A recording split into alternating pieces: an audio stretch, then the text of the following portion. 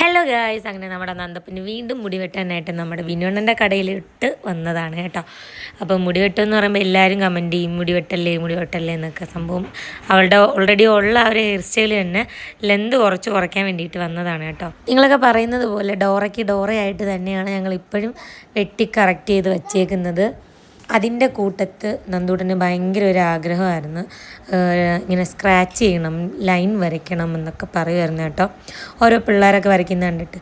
അപ്പം ഈ ഡോറക്കട്ട് വെട്ടിക്കിട്ടിക്കുന്നതിനടുത്ത് നമ്മളെങ്ങനെ അടുത്ത് വേറെ ഹെയർ സ്റ്റൈൽ മാറ്റും. അതുകൊണ്ടാണ് ഞങ്ങൾ ഇതുവരെയും അങ്ങനെ ഒരു സംഭവം ചെയ്യാതിരുന്നത്. പിന്നെ ആളുടെ ഒരു ഇഷ്ടം കാരണം ഞങ്ങളുടെ ഒരു ഫ്രണ്ട് അതുല്യ ഇങ്ങനെ ഒരു ഹെയർ സ്റ്റൈൽ വെട്ടിയായിരുന്നു കേട്ടോ. ബാക്ക് പോർഷനിൽ ജസ്റ്റ് ചെറിയൊരു ഇങ്ങനെ ലൈൻ പോലെ കൊടുക്കുന്ന ഒരു സംഭവം. അപ്പോൾ അത് കാണിച്ചപ്പോൾ അമ്മ എനിക്കിത് ചെയ്തു തരുമെന്നൊക്കെ ചോദിച്ചു. അപ്പോൾ എന്തായാലും മുടി വെട്ടാൻ വന്നതാണ്. അന്നേരം ആ ഒരു സംഭവം കൂടി ചെയ്യാമെന്ന് വിചാരിച്ചു. അതാണിപ്പോൾ നന്ദൂസിന് ചെയ്തുകൊണ്ടേയിരിക്കുന്നത്. എന്തായാലും എൻ്റെ ഫ്രണ്ടിൻ്റെ അത്രത്തോളം വന്നില്ലെങ്കിലും ഇത് ഏകദേശമൊക്കെ ആയിട്ടുണ്ട്. കാര്യം നമ്മൾ വലിയ പിള്ളേർക്ക് വെട്ടുമ്പം ഒത്തിരി മുടിയും കാര്യങ്ങളൊക്കെ ഉണ്ടല്ലോ. കുഞ്ഞുങ്ങൾക്ക് വെട്ടുമ്പോൾ അതിൻ്റേതായിട്ടുള്ള ചെറിയൊരു ഇതൊക്കെയല്ലേ.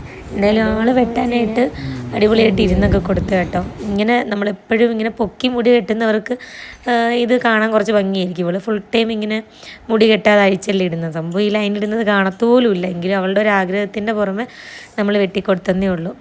എന്തായാലും നന്ദൂസിൻ്റെ ആഗ്രഹത്തിന് പുറമെ വെട്ടി അടിപൊളിയാക്കിയിട്ടുണ്ട്. കണ്ട ഫൈനൽ ലുക്ക് ഇതാണ്. അപ്പോൾ ഇത്രയേ ഉള്ളൂ കുട്ടി വീഡിയോ. ഇനി അടുത്ത വീഡിയോയിൽ കാണാം. എല്ലാവർക്കും ടാറ്റാ.